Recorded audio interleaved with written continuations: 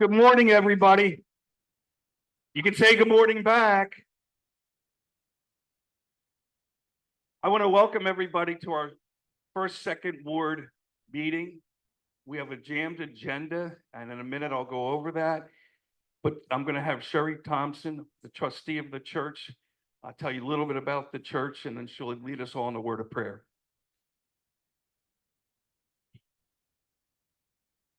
Good morning, everyone.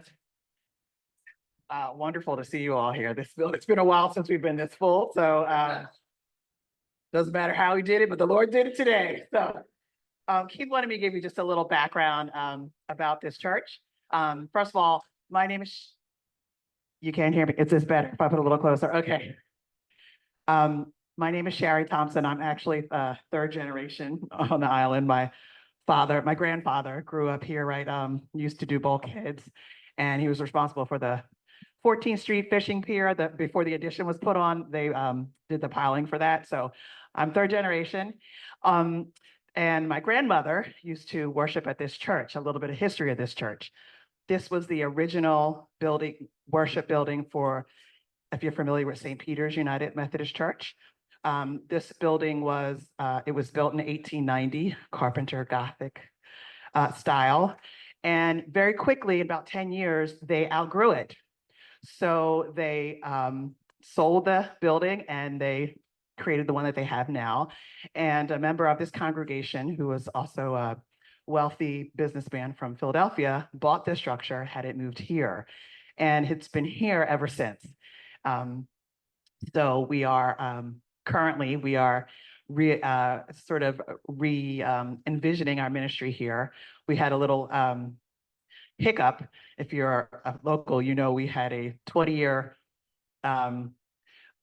leader who, at the end of his tenure, the building ended up in his private hands. And so we had a little court issue that we had to get the church back in our hands. And then we had a tax issue, because when it's in private hands, you owe taxes. And so with the help of many of you and this man here who doesn't like to talk a lot, he spearheaded, he doesn't like to take credit for a lot, but he spearheaded really the fundraising campaign so that we could pay the taxes off. And then eventually, after we paid the taxes off, then we went to court again and the city refunded them. So this is a miracle, what you see here. Even the outside, we were just painted, if you notice that. About a year ago in August, our insurance came to us and said, if you don't paint it, we're gonna drop you. And we're like, okay, what do we do? And I won't forget, on Sunday, we had church that Sunday. I was like, if we don't have anything, nothing comes through on Tuesday, they're going to drop us. And after service, we had a local engineer. I don't know if he's here. I don't know if he wants me to say his name, but he gave us, and so on that was Sunday. So I was able to tell our insurance on Tuesday and stop them from dropping our insurance. So I say all that to say what's going on here is a miracle. And we want to use this building. We think that it's every bit as important as like the 4th Street Savings Station, because it's the church edifice here. And we would love to keep it open and open it for even community events. I would love to see it decorated in white for Christmas. And we just bought a tree. If you saw the blue spruce in the front, I'm waiting for it to get big enough so we can put lights on it. So anyway, so that's what's going on here. Currently, we have services once a month. And my distinguished brother, Reverend Thompson, is nice enough to perform the services. He's also associate minister at Union Tabernacle. Union Temple in Bridgeton, New Jersey, and he comes once a month. And we have services at 4 p.m. because we don't want to poach from anyone. So if you want to come to a second service, we're here. Okay. Yes.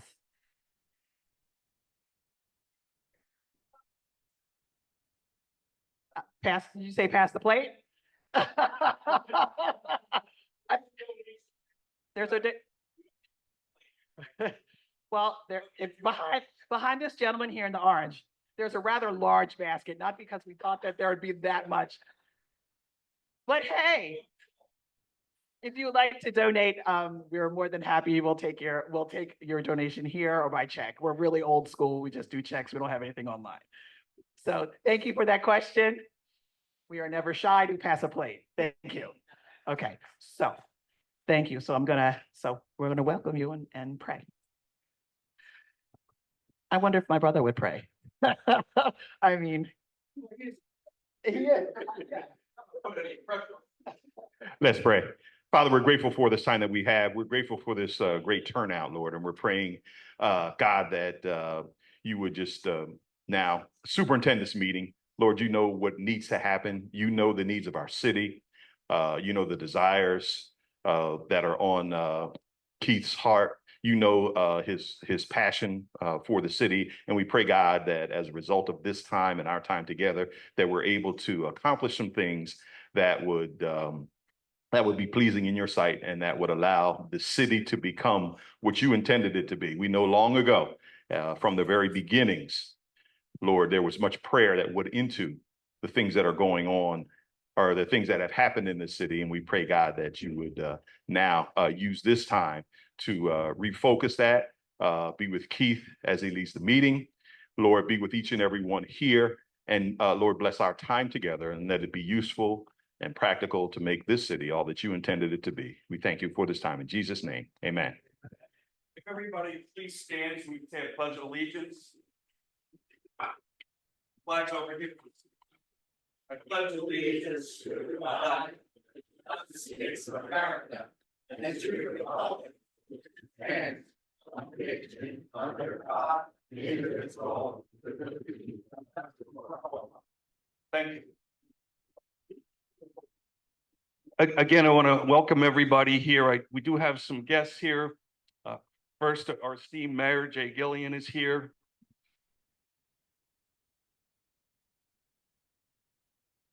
George Savastano, our business administrators here. When you have complaints, that's the guy. I'll just hand the mic to him. Dottie McCrossan is our solicitor.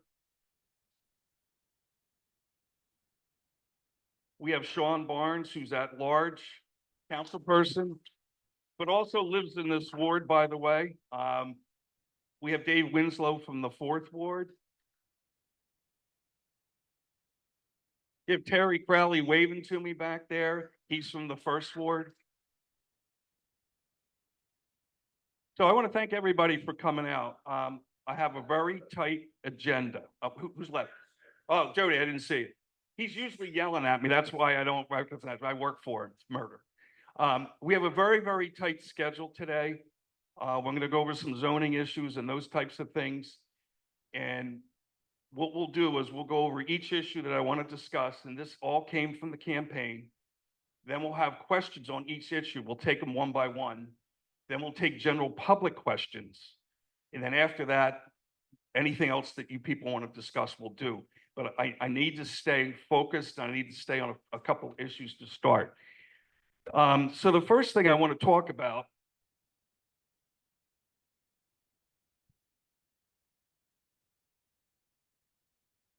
is parking. Now, when I ran for office, I came out with a system that I called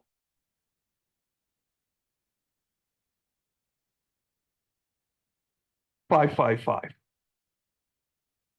And what I envisioned to try to do is if you have 5 bedrooms, 5 bathrooms, you should have 5 parking spots.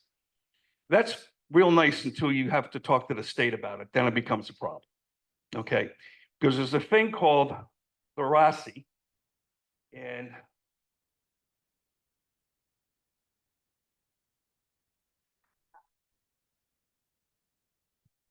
And so what that actually is, it is the residential site improvement standard. Okay. What does that mean? Well, the state tells us how many parking spots we're supposed to have per residential unit. We don't tell ourselves, the state tells us, okay? So on a 5-bedroom home, the standard is 3 parking spots. So this kind of makes this a little bit more difficult until you realize that there's some things you can do about it. And what I propose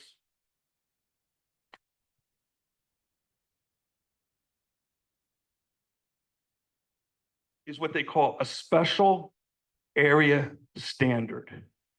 In a special area standard, you can ask the state for relief and therefore have more parking available, okay?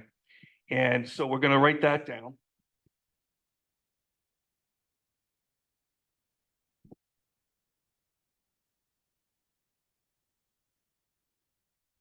And my proposal was to make the second ward, just the second ward at this time, that area standard. And there's 4 elements that we can use to qualify. So this is gonna be a long process, okay? If in fact we decide to go that way. And they are the house itself, transportation,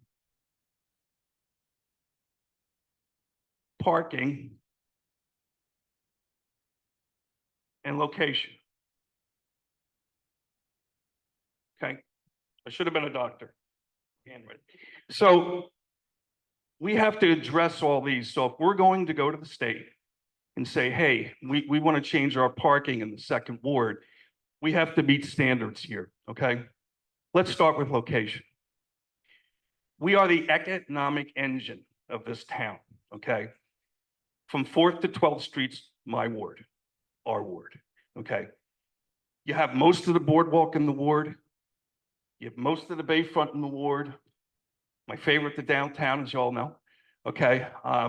So you have a lot going on here. And all that requires parking, okay? So when you look at it, I think we're unique than any other ward because of everything we have going on. So that stretches the parking a lot here. And there's other wards. I'll take the 4th ward, so I'm looking at you.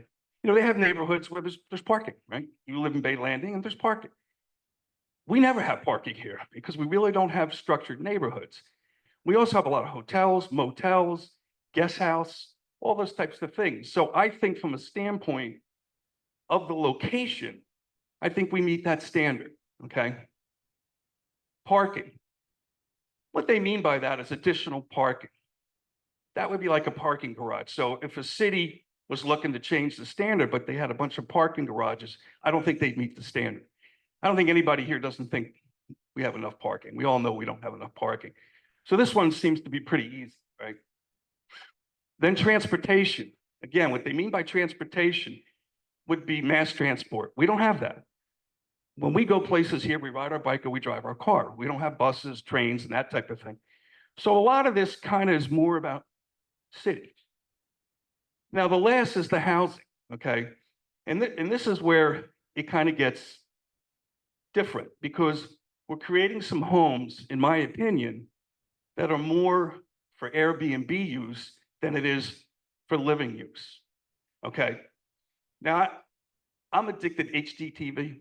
I mean, and the $1 Million Lottery, I love that show because everybody gets their dream house, right?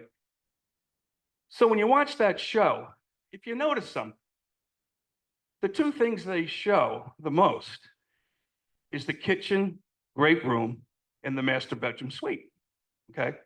The master bedroom suite, you're gonna have his and her closets, you're gonna have a big ensuite, so on and so forth. When you look at a 5-bedroom, 5-bath home, that's not the case. And if you have 5 bedrooms, 5 bathrooms, folks, what are you really trying to do? You have 5 couples. Now they all get along, they all like each other. You got 5 couples, how many cars you gonna have? At least 5, right? So there's nothing wrong with the product itself, the idea. We want tourists to come here. We like to share our town, okay? But the problem is that standard of 3 parking spots doesn't cut it. So when I look at the housing stock that we have, I think we have a good case. So I think we have a good case on location, parking, transportation, and the housing itself. Just a couple examples.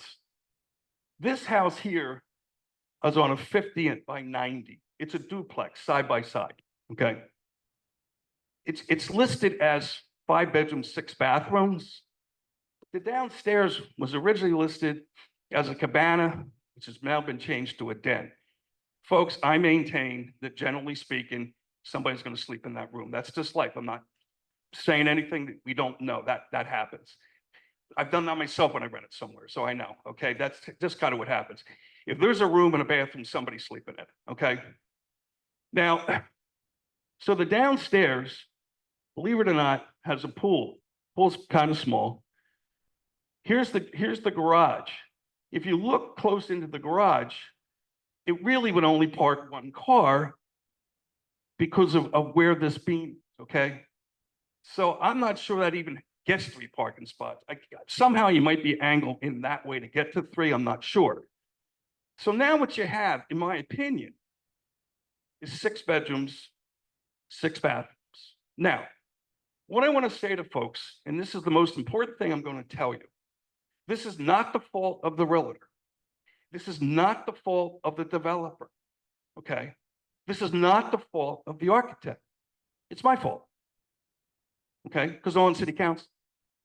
So without going backwards, we voted for things in the past that somehow this got created. I don't know how exactly. My job is to go backwards, look at it, and try to come up with a solution, okay? Because development is the key to our city. The ability to redevelop, as the mayor will tell you, or George will tell you, that's what pays our bills and keeps our taxes low. So folks, I'm not here to stop development.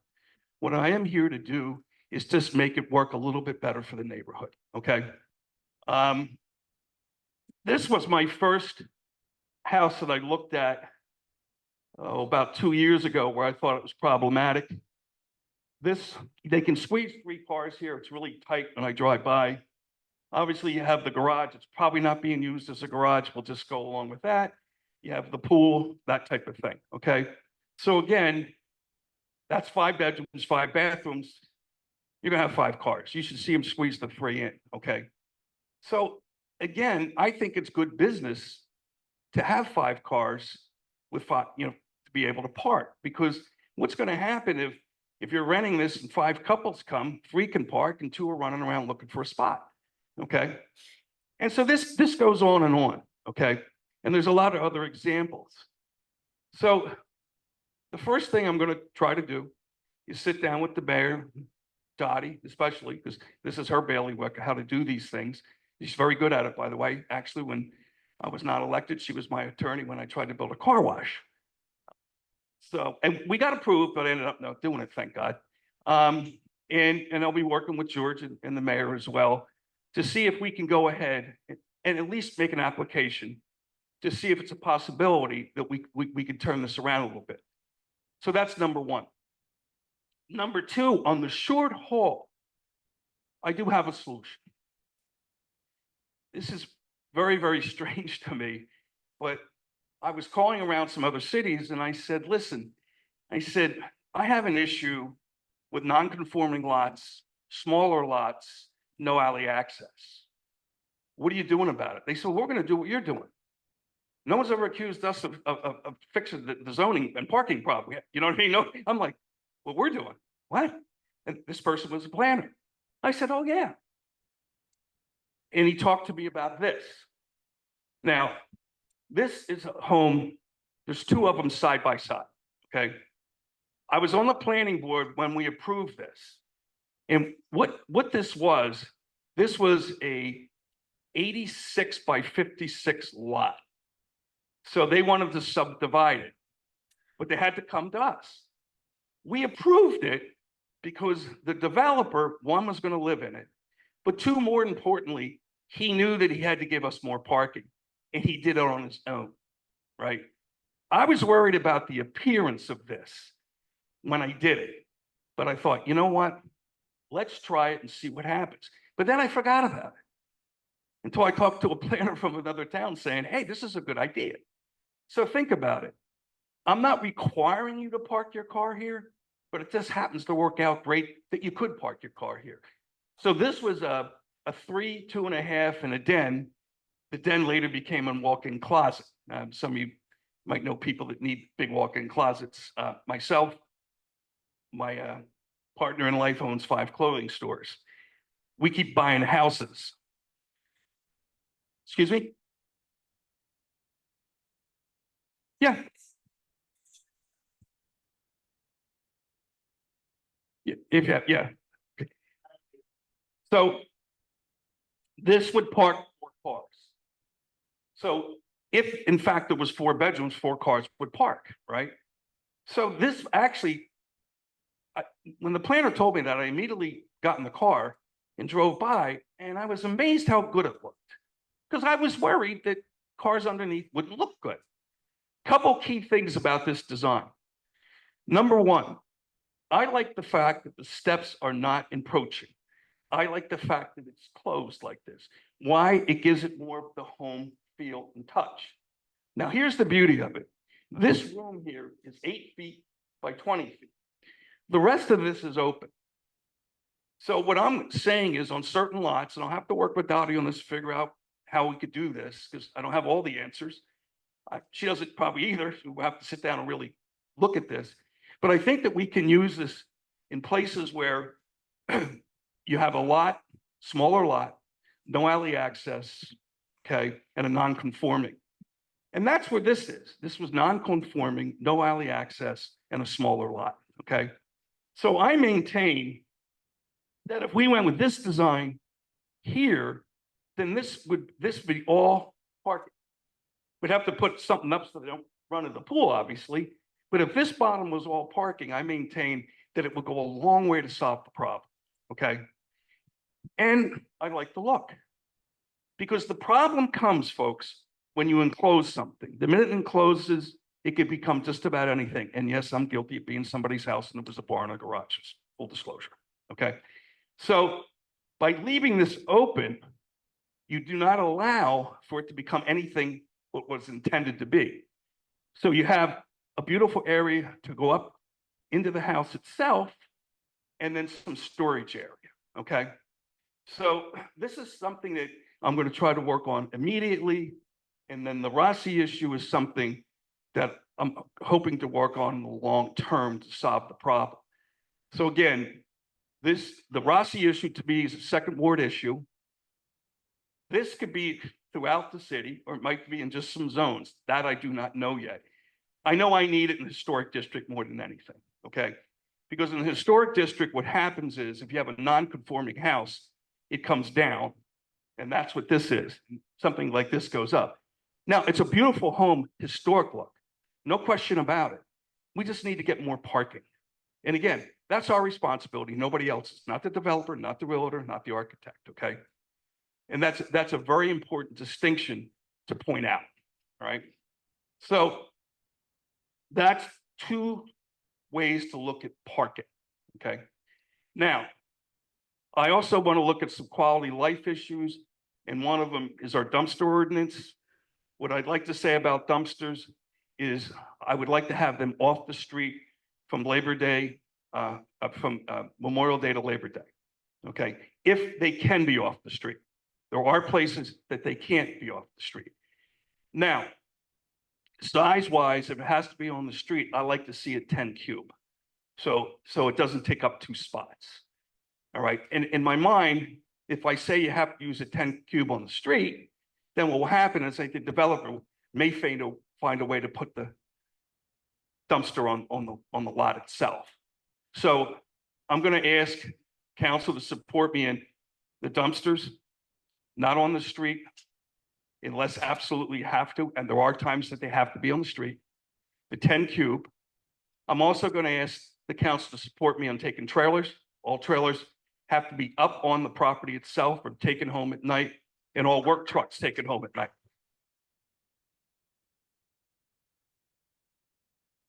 And these, I go door to door, I've been in a lot of people's living rooms here. These are things that people have really had the most complaints about. There have been estimates at times of 700 or 800 spots on the whole island would open up with just a simple adjustment of where we put dumpsters, where we put trailers, where we put work trucks. There are other towns that have done this. The closest one's Margate. Oh, by the way, Tony Polcini's back there. He came in too. He's that large councilman. Just waved everybody there, Tony. So those are very important issues to me.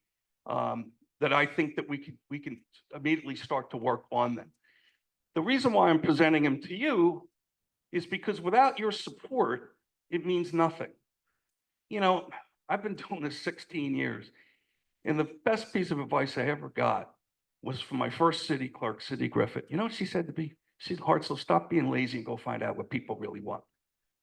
Because I would start making decisions on what I thought was correct. We can't do that as politicians, okay? So this is why I'm going to have these meetings. This is why I'm Zooming them. This is why I'm Facebook Living them. Because I want everybody that pays taxes in my ward to have a say.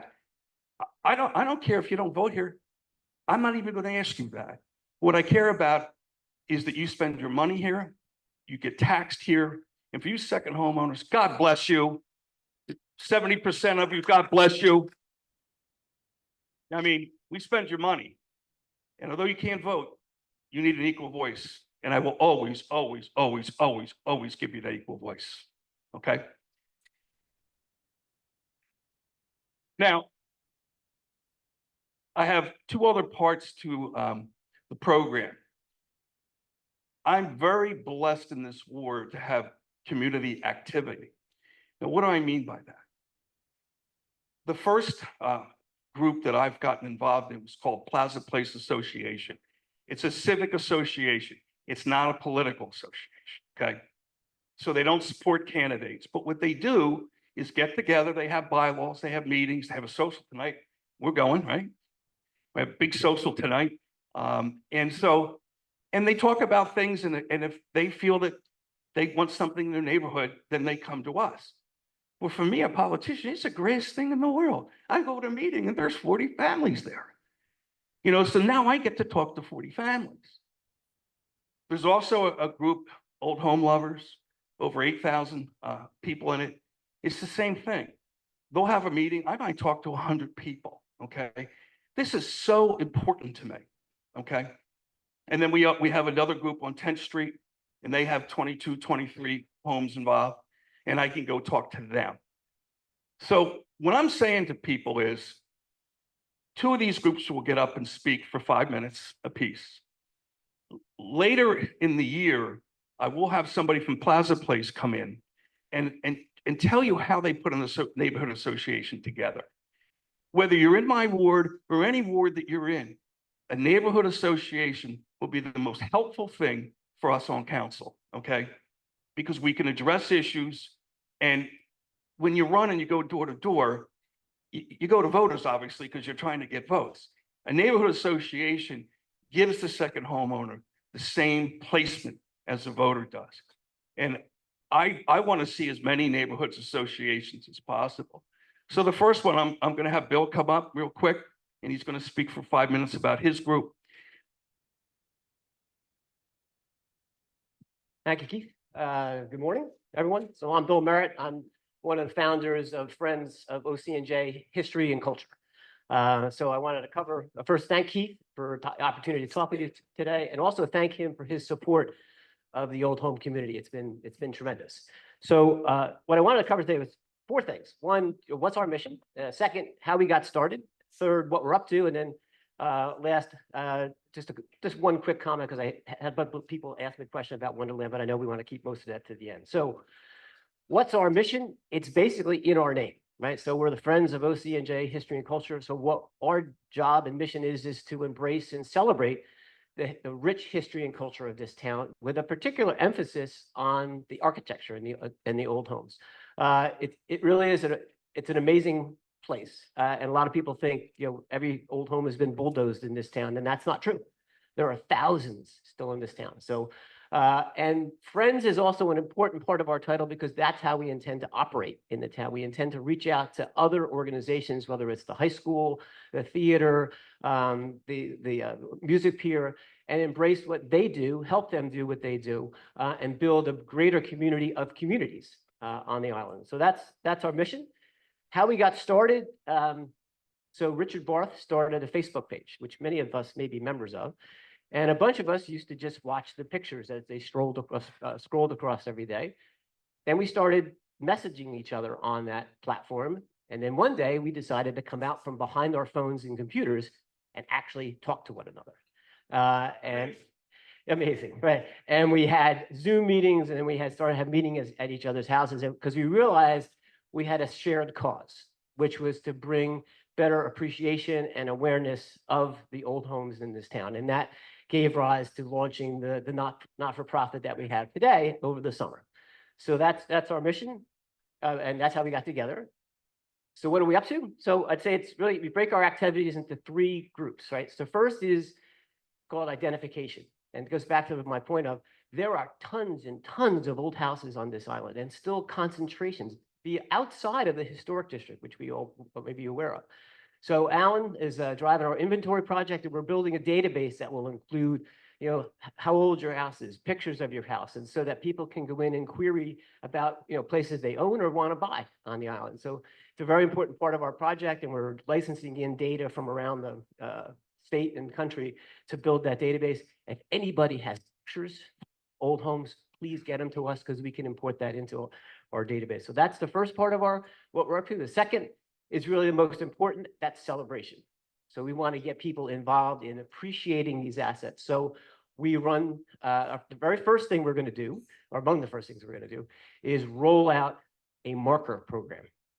And that's basically, we're going to put the birth date on your house.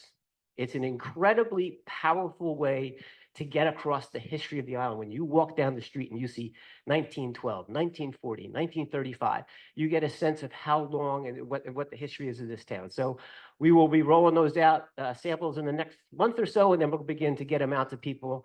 We're still working through the economics of that, but I think we got a model to get it out to any old home. And in our mind, old is anything before 1960. This is not just, you know. Yeah, so am I, Keith.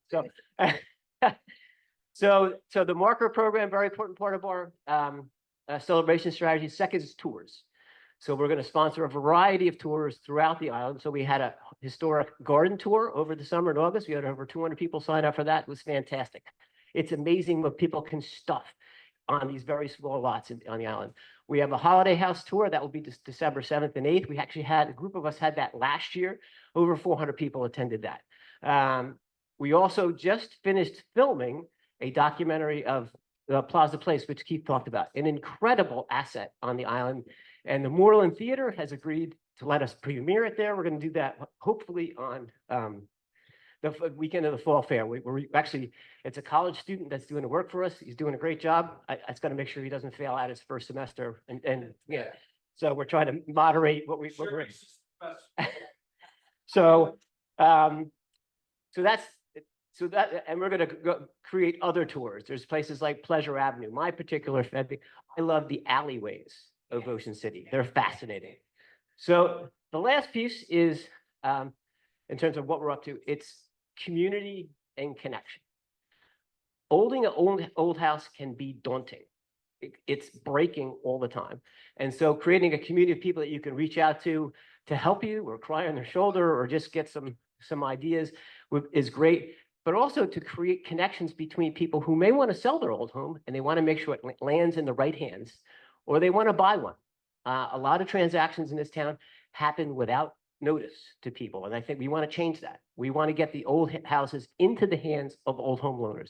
So creating those connections in community is really important to us. So that's what we're up to. And last, just 30 seconds on Wonderland, because a bunch of people asked me on the way in, because we're all about history and culture. So where's our view there? Ours is very straightforward. We've reached out to council. We've appeared before council. We just want a fact-driven, unbiased, open, transparent process around Wonderland. That's all we want. Our view is that it's a critically important asset. It's historic, it's iconic, and it's incredibly important to the economy of this town. But let's let the facts drive us to the right location. But we think that that's correct. And we don't think just because somebody arrives with a sack full of money, that should change. But thanks a bunch. And thanks, Keith.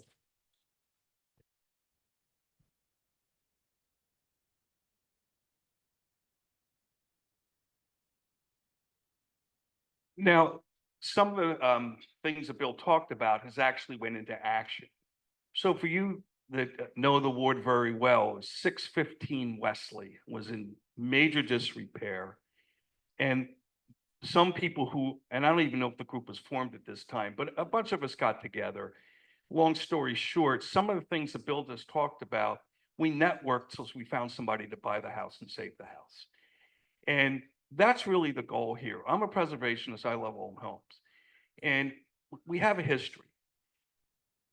And the work that Bill's group is going to do is open up the pipeline to find people that want to preserve that history. You know, and it's a lot of work because it's a special thing. You know, Riller puts something up for sale, they sell it. They're not responsible for trying to figure out to get somebody there. That's, you know, they're just going to sell the house. That's their job. So by having a grassroots organization that can help people along, because the way the rules work, if somebody doesn't buy the house in X amount of time, it goes down. So it just gives some time to make sure that we've done everything possible to preserve that home. Because if we hadn't preserved that home, this is what they were going to get, okay? So again, it looks beautiful. I'm not saying that. But I'm just saying, if you get an opportunity to go by 615 Wesley, you're going to be blown away. Because it used to be a place called the Cuckoo's Nest, and I think they were well named. But it's just beautiful. What do they call it now, Bill? The Genevieve. And it's just beautiful. It's breathtaking. And that's what's so important about a group. And I will continue at every meeting to encourage people that are like-minded to get together and create groups. And there could be a group that hates old homes. That's okay. You can come up and tell us. Okay. No, everybody, you know, has a voice. And there could be people saying, "I'm gonna knock them down." That's okay. That anybody can come in here and request to speak. Okay. These guys wanted to come in and speak, and so they are. The next is Bob from 10th Street. Right here.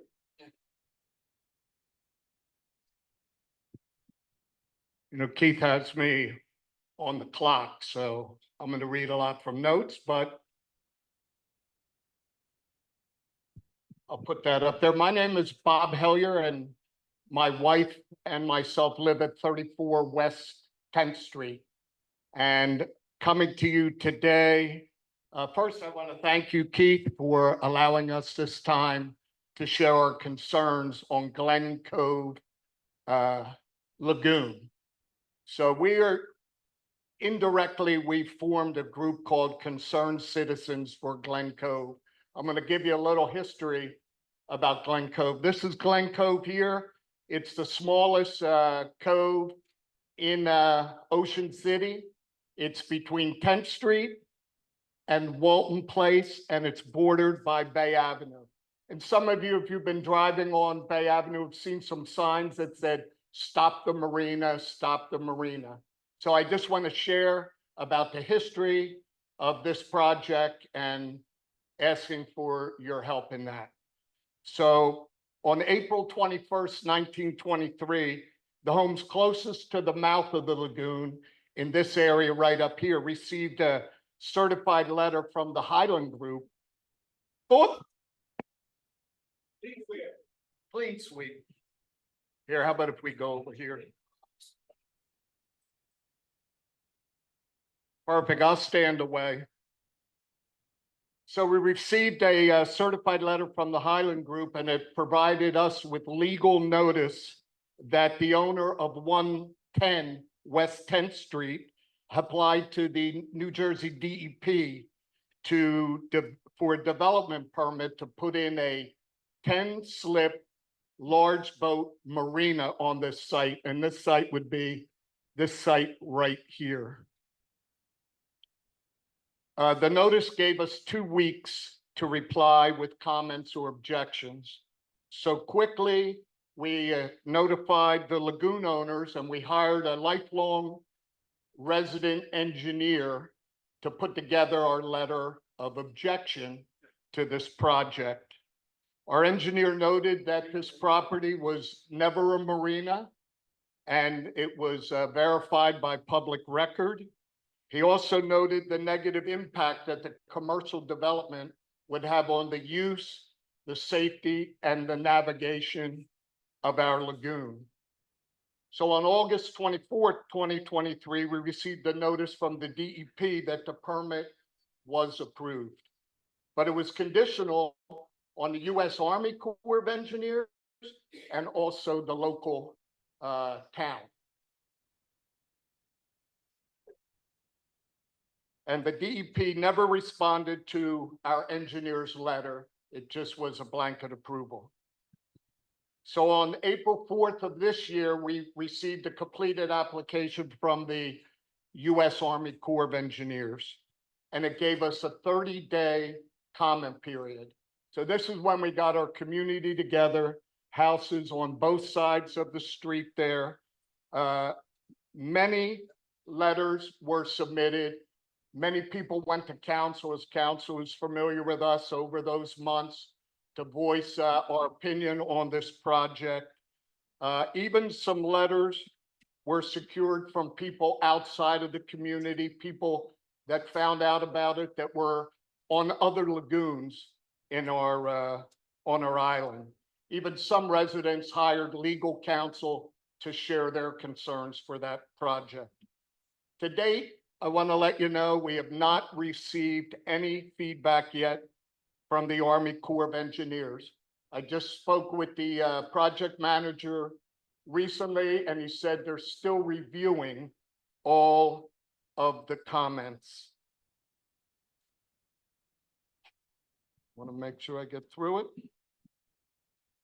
Oh, at very least, if the project is not denied, then the Army Corps of Engineers is required to have a public forum here in Ocean City to further discuss this project. So if this project is approved in our lagoon, it could set a precedent that almost in any residential area on any of our other 7 lagoons, that they could also pursue commercial development.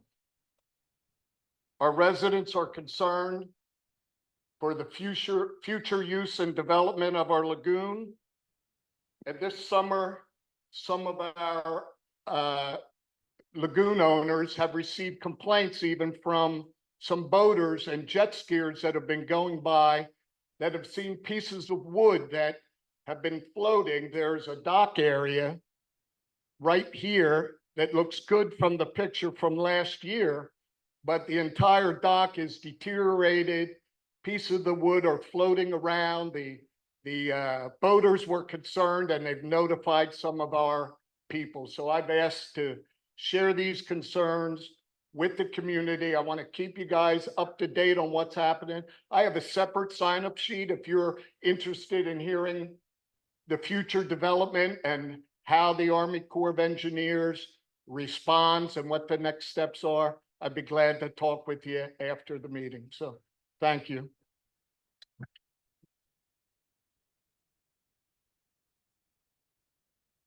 So whether you're for or against something, any group is welcome to come in. So if there's a group that's for the marina, they're more than welcome to come in and give a presentation. So this is an open forum. So anytime that you feel you have a group of people or something that you want to talk about, you just get a hold of me and I'll schedule into a meeting. So I think what you can see here is there's people grouping together saying, hey, this is what we want. We want a voice. Whether we agree or disagree, it's America. And I think it's very important. And I hope that all of you are encouraged to go back in your neighborhoods and say, you know, maybe we have some issues in our neighborhood that we would like to talk about. And I think that you'll be pleasantly surprised that your ward councilman and your at-large councilman will really like that. You know, because with Plaza Place, we get invited, we go, right? And we learn a lot. And Plaza Place, I mean, you know, Bill did a movie about it. I'm in it too. And it's breathtaking. And I really didn't even know it existed. And it's unique. And they had concerns about their neighborhood. And you know what? The mayor's addressed them. All right. So it gets addressed because you do get attention. And you know, we're not an ESP. Like, so we don't know what's on your mind unless you tell us. And some of you are real good at it and other ones aren't. So we're trying to make you all real good at it. So what